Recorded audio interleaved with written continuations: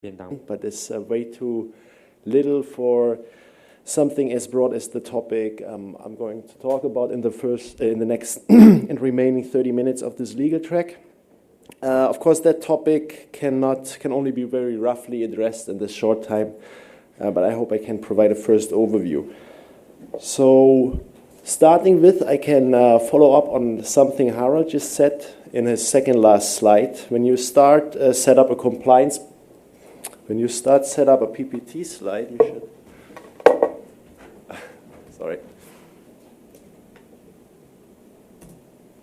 Okay, when you start setting with the setup of an compliance program, you usually have to start at grid zero, meaning you have indeed to convince your management about the need of a compliance program. So I would like to start with the typical 6 misjudgments of management about open source licenses. Continue with some overview about actual steps that need to be implemented. And I would like also to expand a little bit on some tools that may help with open source compliance, and close, if the time is there, with a few of the mistakes to avoid.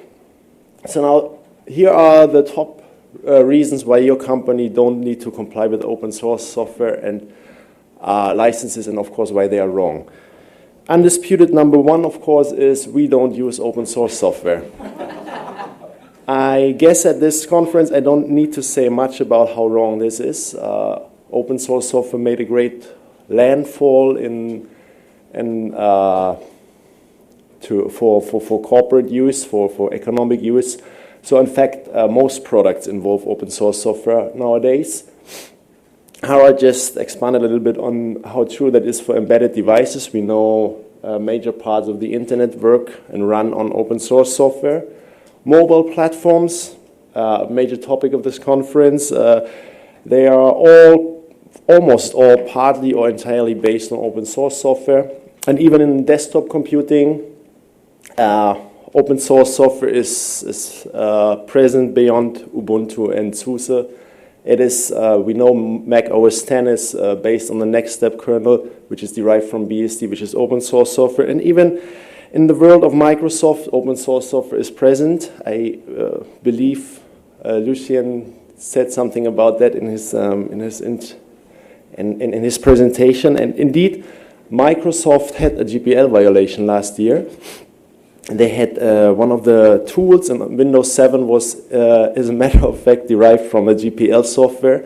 So Microsoft, I tend to believe that they didn't know about that, and they immediately fixed the problem by releasing the source code. But it shows, even for a company like Microsoft, the approach to say, we don't use open source software is an ill-conceived approach.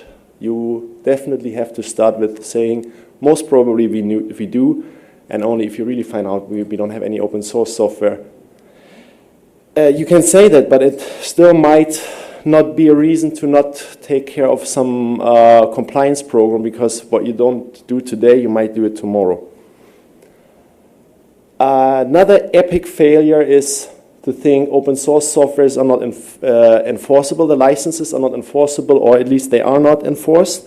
I mean, that they are enforced, we see here. Harald Welte is here today. He is the founder of gplviolation.org, and they are enforcing the license. Also, others do. And now that more and more companies are using open source and fairly contributing to source code, you will also see more and more companies enforcing the licenses. Because, of course, if they have to share the intellectual property, and then they see other companies using it, maybe even their competitors, and they don't share back the source code, then, well, they will enforce the license. And that's actually happening now, and that's actually happening from a company that is in the sponsor list today, pretty much on top of it. So, secret, please. Okay. 请保密. All right. Okay. So, but it's also not true that the licenses are not enforceable. There are a couple of cases in many jurisdictions already. I only want to share a few of them here. 3 of them. Welte, that's the very Mr. Welte is here today. versus Skype in Munich. Skype was distributing a Skype phone based on Linux and without distributing the source code. So they actually poured out each and every possible and impossible defense against the license. They said it's a violation of antitrust law. It would contain general terms and conditions that would be invalid under German law. Well, the court dismissed them all, and the court also asked, and that's interesting, they asked the question, where's that defense leading to? It will only lead to, if ever, the license is invalid, and if it's invalid, then you don't have a license at all, so you're still in violation of copyright. This court decision also made pretty clear that there is no such thing as complying a little bit by, for example, forwarding somebody to a third-party source of the source code saying, well, we didn't modify the kernel, so you can download the very same source code from kernel.org. That's still not complying with the license. Jacobson versus Katzer in the Northern District of California was a case about the artistic license, if I remember right. So here it was remarkable about this is that the court there hold that the non-compliance with the license, or the obligations in the license are not just obligations under the license, they are conditions to the license. So if you don't comply with them, then you're not just in breach of a contract. It means you don't have a license at all. You have a full-powered copyright infringement. And that will award much more rights to the copyright holders. It will entitle the copyright holder to injunctive relief, to damages upfront, maybe to account of profit. And in some cases, you might have to turn over the products that are infringing, which can be very disastrous for a company. In that respect, I would also draw attention to a recent case. The Software Freedom Conservancy sued 14 companies who adopted BusyBox in violation of the GPL last December. I only named some of them here. Most of them by now settled the issue. At least one settled not, that is Westinghouse Digital. They didn't settle because they filed for general assignment, which is a kind of insolvency under California law. So they didn't defend anymore against the lawsuit. That has to be said for accuracy. It was a default judgment, but remarkably, triple damages have been awarded, and also that, of course, injunctive relief and all infringing products had to be turned over to be given to charity. Now, nothing against charity, but actually for an intact company, it can be quite disastrous if that happens. It can actually lead to insolvency. So, well, another big problem is that companies think, oh, well, our customers don't care about it. Well, if you are an end consumer brand, then usually the copyright holders are amongst your customers and they will care. Organizations like Harald's GPLviolation.org act based on specific complaints, and I think he can tell you that there are many of them. The products are exposed to the market, so end consumer brands cannot hide. Now, if you're further upstream in the supply chain, you might say, well, that's not our problem. But it is your customer's problem, because your customers are the end consumer brands, and they face the legal risk from from incompliance in the supply chain. So even if they don't tell you that they care about compliance, then they only do so because they don't know it yet. Another big problem is there's always a reason to say somebody else in my company will take care of it. You, the engineers, might say, well, that's a licensing issue, that's a legal department's call. But the legal department, they never heard anything about source code, build script, or something like that. So they will tell you, well, that's definitely an engineering department's call. And you all will agree that your supplier will actually has to take care of it. As a matter of fact, everybody needs to contribute his part to compliance. So one more remarkable sentence which I heard is we use so little of open source software, we can handle it informally. Of course, that's deceptive, because if you don't manage it, you don't know how little or big it is. Finally, doesn't affect our company so much, but it needs to be mentioned. People might say we use open source software as a service. So we have a .com, for example, and we grant access to the applications to users over the internet. That's not distributing the software, so we have no problem with distributing open source source code of the software. Well, to some extent that's right, but only to some extent, because first of all, there are also open source licenses that where the obligation to distribute the source code is already triggered when you grant access to the use of the software via a network. That's, well, so far the only one is the AGPL, the Affero General Public License. But there's one more thing to consider. If you found a .com or something, usually the ultimate goal you have is that it's so successful that Google will come and offer you billions for it. And if you do that, if you sell the company, then at that point in time, you might be distributing the software. So if you have all your business model implemented into the source code, and at that point in time you have to distribute the source code and publish it, you might have a problem then. So this tells us open source is ubiquitous. It needs to be managed, and it cannot be managed informally. Process implementation is critical. So you should start, when you implement a program, you should start by appointing a company-wide central person which will take care of the overall process, a compliance officer or whatever you call it. This person then has to make sure that he gets management's support for the compliance program, because of course there might be some resources need to be allocated to the compliance program, and that needs management support. So that is, as I said, you are starting with grid zero. It's maybe even the most difficult part in the whole overall process. When you have that secured, you need to start by analyzing what open source software you're using in the company and you might be likely to use in the near future. You have to look at the software licenses. You have to find out if all the license terms are acceptable to your company. And in that regard, you might have to define approved use for some of the licenses.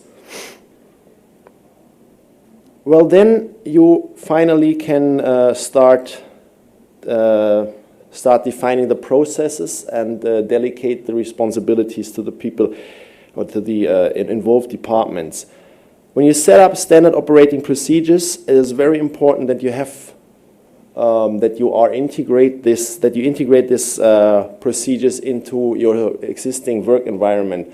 It doesn't help if you just make something that looks nice on the paper, but your company doesn't understand it and cannot implement it at all. So verify your SOPs, get feedback from the product managers, and if necessary, revise it. And do this over and over again until you have something that fits. Finally, even if it's fitting perfectly, if it's just on the paper and nobody knows it, it doesn't work for you. You have to publish the policies, you have to educate the employees, and also over and over again. And finally, of course, you're never done. You have to stay flexible and adjust to developments and improve the license compliance program. So, well, what processes are required? I mean, Harald actually was going a little bit more into details than I am going to do, because giving you details here, aside from the fact that the time is much too short for that, it won't help you, because as I said, you have to define processes that fit your own company. But what you have to take care is you have to have code management. You need to know your code.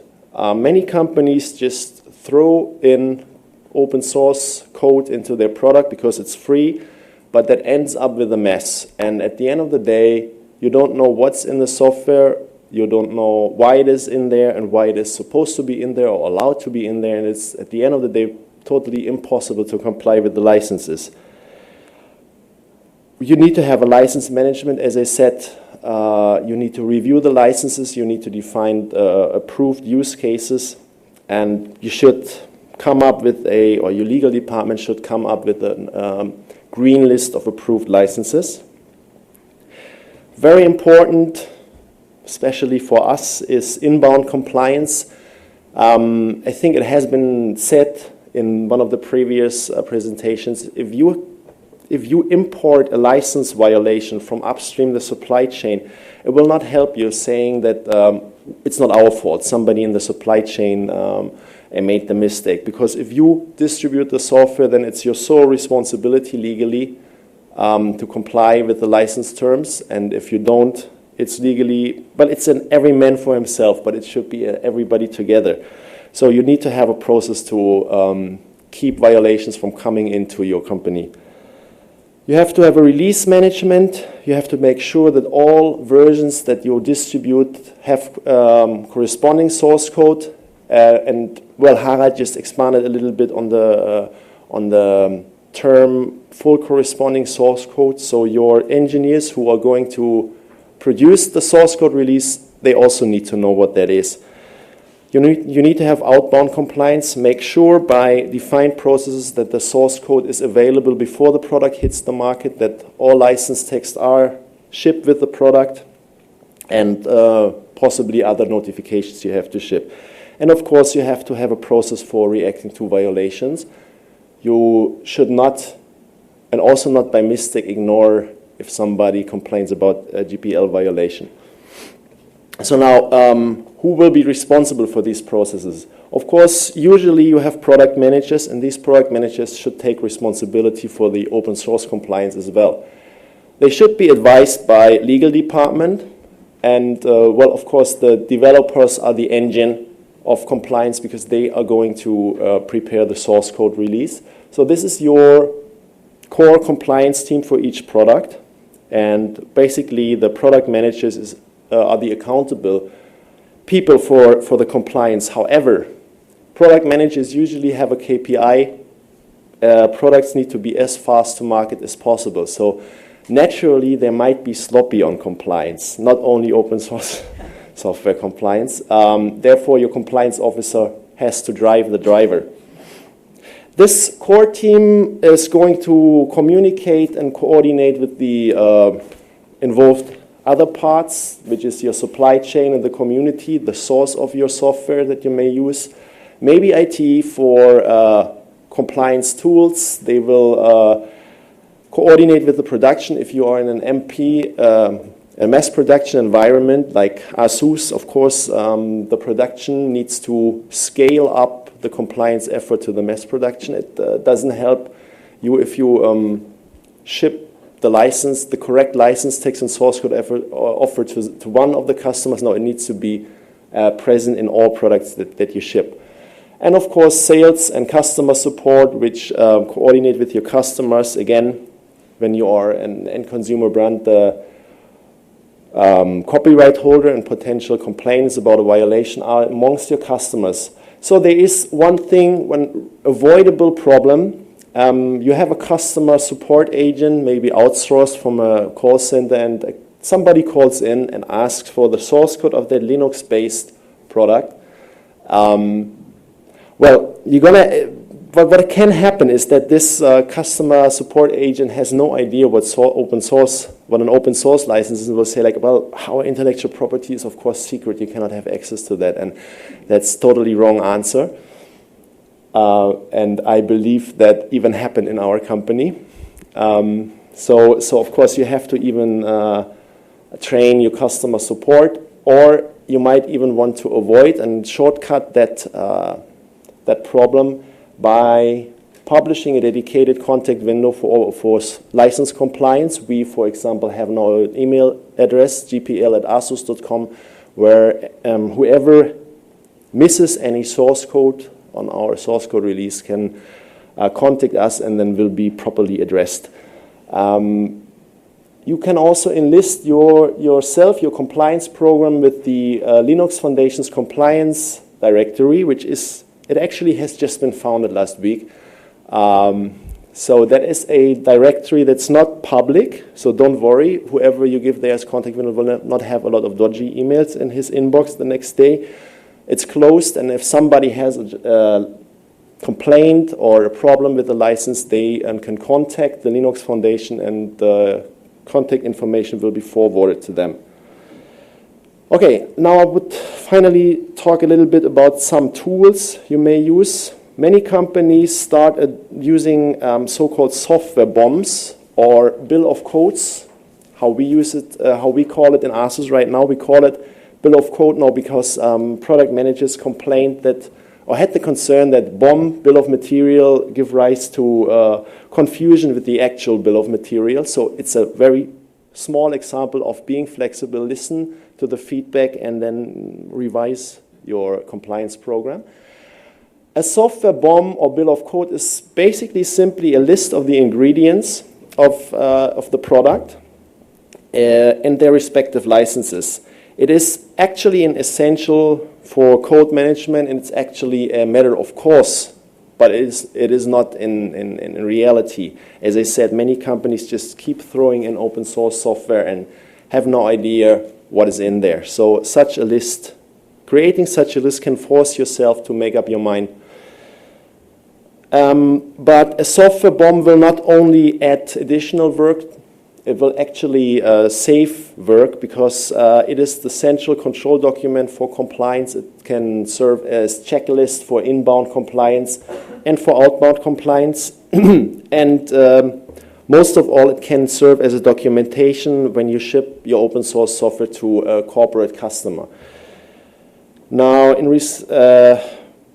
well, I'm going to say something about that topic in a while. Just have a look at how a software BOM or bill of code can look like. Well, actually, it's a simple document. So in ASUS, we keep simple things simple and just simply make it a normal spreadsheet that contain information about the software packages, the license, the copyright holder, the original origin, and whether it's modified or not. And we separate this list into a list of those packages that will be published as source code and those that will remain closed. Pretty simple. Now, many companies, as I said, use this concept. Whoops. Okay, that's the next slide. Many companies use this concept, but having several formats and everybody kind of doing his own thing, of course, will not help so much for communicating license information to the product.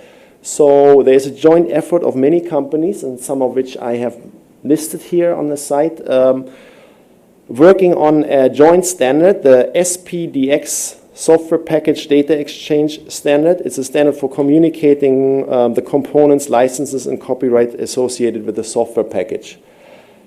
This standard is currently still under development. There's just this week after the LinuxCon in Boston, a first draft has been published. It's not yet finalized, but if you have a look at this lineup of companies that support the idea and contribute to it, it is very likely to become an industry standard.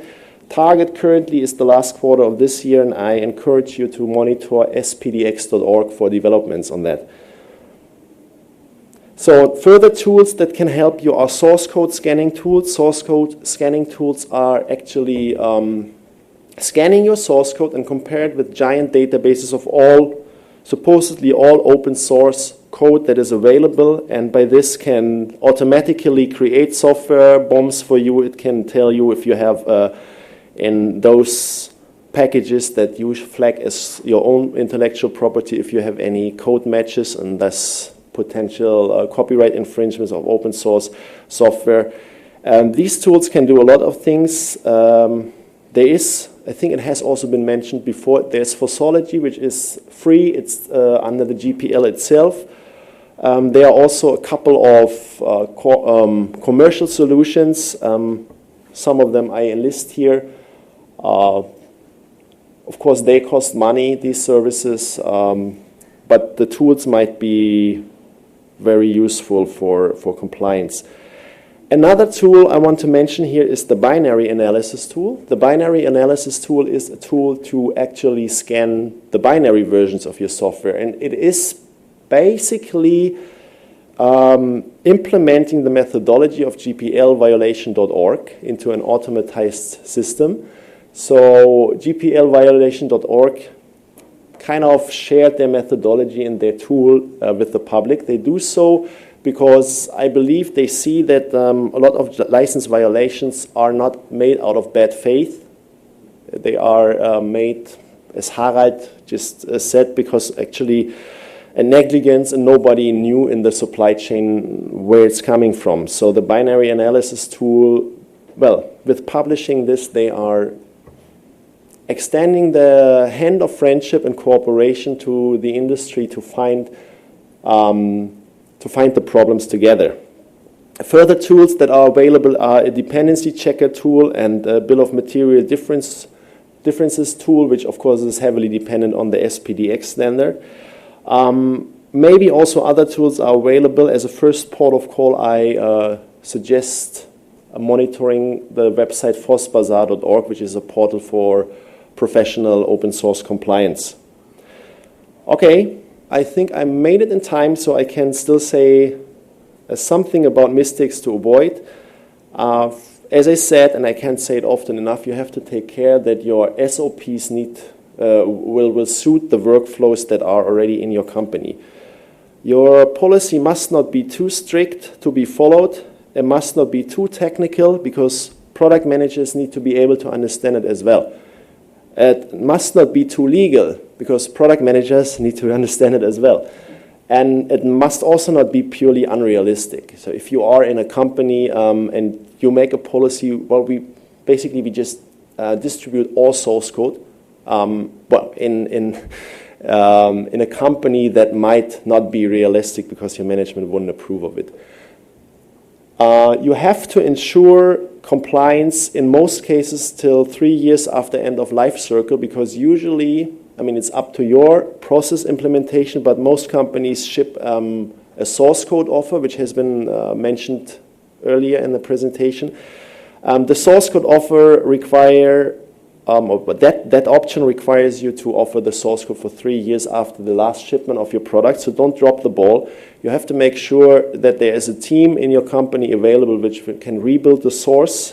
If you find a violation or somebody finds a violation that you have to revise the source code release, there must be somebody there who knows how to do that. In that regard, avoid the build guru, how the Free Software Foundation calls it. Build guru means you have only one person in your company who knows how to build a binary.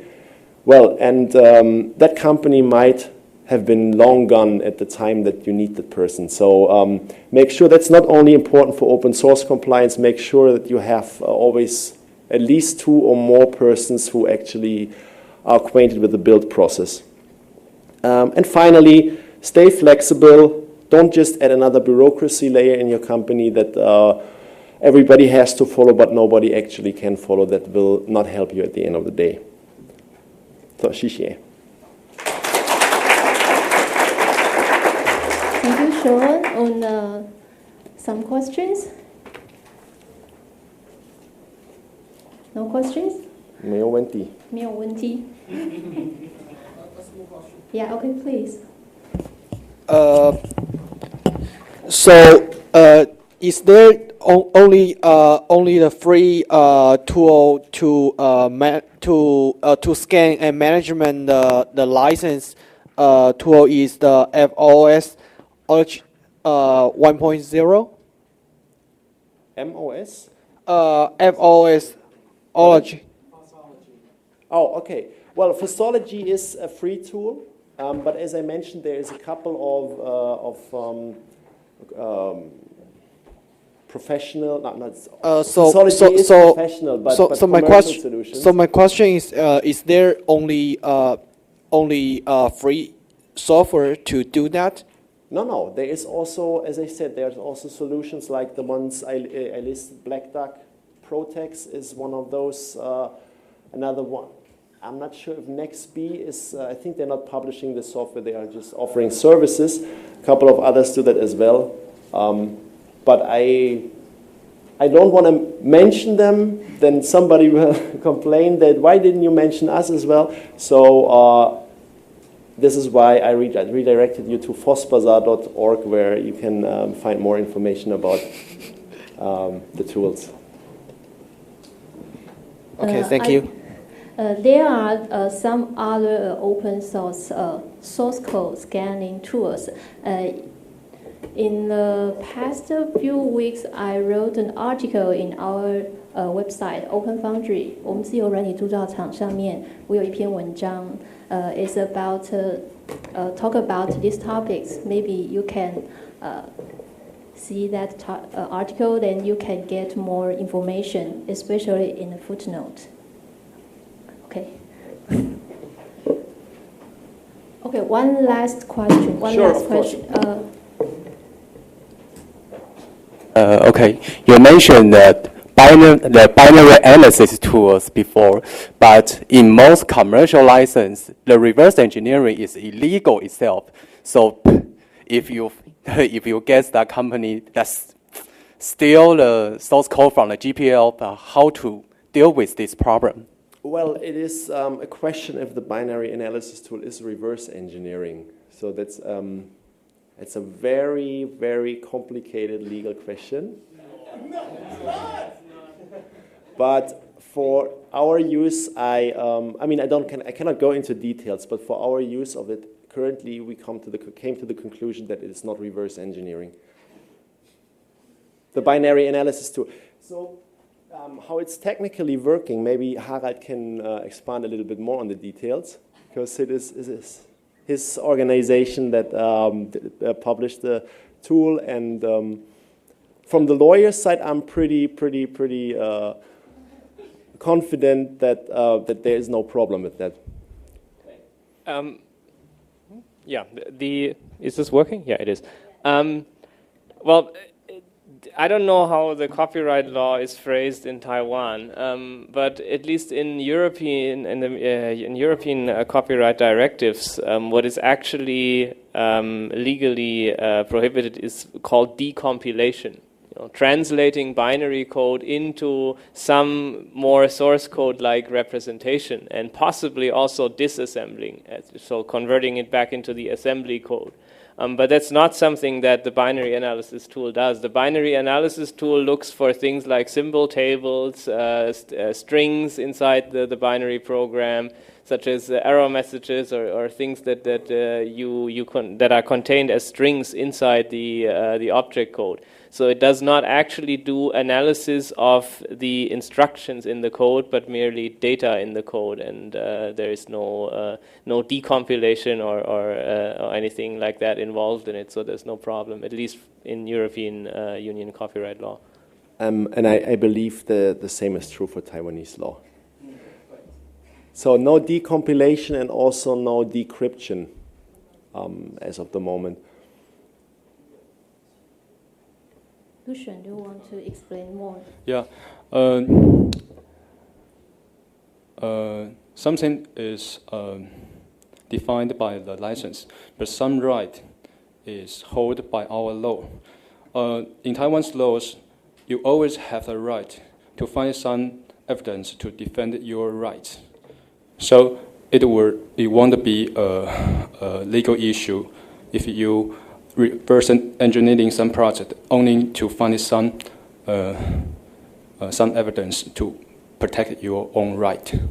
补充说明一下，在台湾的法律里面，其实刑事诉讼法就有说，如果你去找到某些证据来保卫你自己的权利，那也许那是最后一个司法手段的话，那在司法诉讼上面，它并不会认为是一种侵犯别人权利。所以就算是某些产品，它有说禁止还原工程。Anti-reverse engineering， 但是作为司法取证上，你还是有权利这样去做。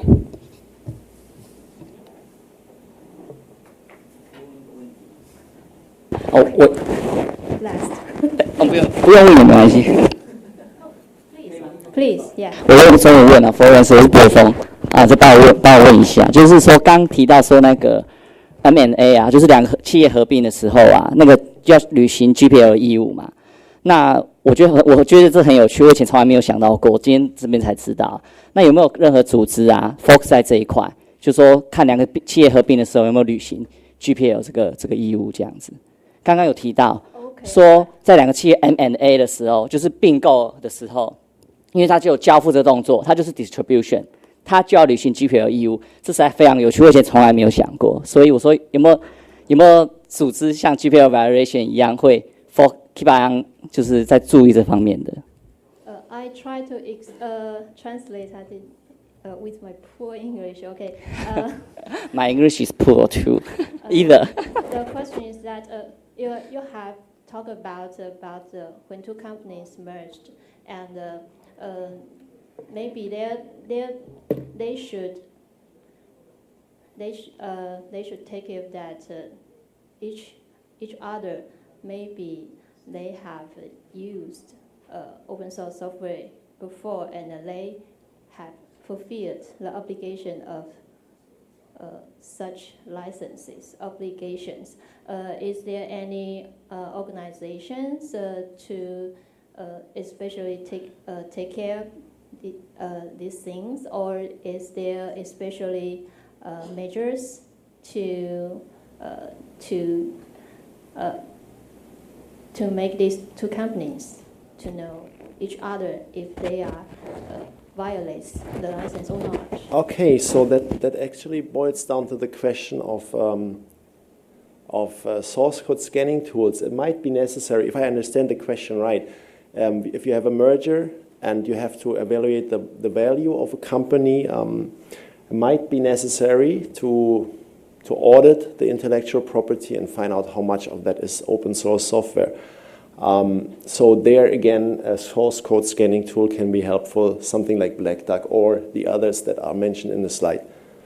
What I really mean is that is there any organization like GPLviolation.org to keep an eye on this? When two companies merge, they must release their source code. If two companies, so you mean if there is this? Well, no, not particularly for this case. But you mentioned AGPL and the other case is M&A. Yes. So what? I just say that if you merge, if two companies merge, if you sell a business model, you might find yourself, it's based on the case, but you might find yourself in the legal situation that you distribute the software that you are selling together with the business model, and then it would be a distribution. Since your distribution, you must release the code, no?